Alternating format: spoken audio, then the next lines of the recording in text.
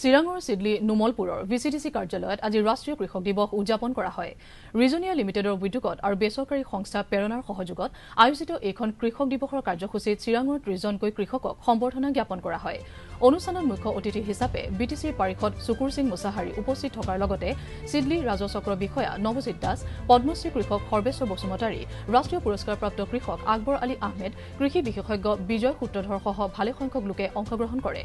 উপস্থিত কৃষকসকলক ৰাসায়নিক সাৰৰ পৰিৱৰ্তে জৈৱিক সাৰ প্ৰয়োগ কৰি কিদৰে উৎপাদন বৃদ্ধি কৰিব পৰা যায় সেই সন্দৰ্ভত প্ৰশিক্ষণ প্ৰদান কৰা হয়। আজিৰ যিটো প্ৰগ্ৰাম এইটো এই কাৰণে ভাল, ইয়াত বহুতে কৃষক মানুহ আহিছে আৰু সেই ইয়াৰ মাজত আমাৰ এজন বঁটাপ্ৰাপ্ত অসম গৌৰৱ আৰু এটা হ'ল পদ্মশ্ৰী বঁটা পোৱা। তেওঁ নিজৰ ভাষণেৰে আজি কেনেকৈ কৃষি কৰ্ম আগুৱাই লৈ যাব লাগে, আমাৰ অৰ্থনীতি কেনেকৈ আমি ভাল কৰিব পাৰোঁ, ইয়াৰ সম্পৰ্কে বহুতো জ্ঞান আমাক ইয়াত দিছে। যিটো ট্ৰেইনিং দিয়া হ'ল বা বুজাই দিয়া হ'ল, ইয়াত হ'ল ৰাসায়নিকৰ পৰিৱৰ্তে আমাৰ যিটো আগৰ পদ্ধতি, গৰু ম'হ পালি পেলাই আমি কি কৰিব লাগে, খেতি কৰিলে ভাল হয়।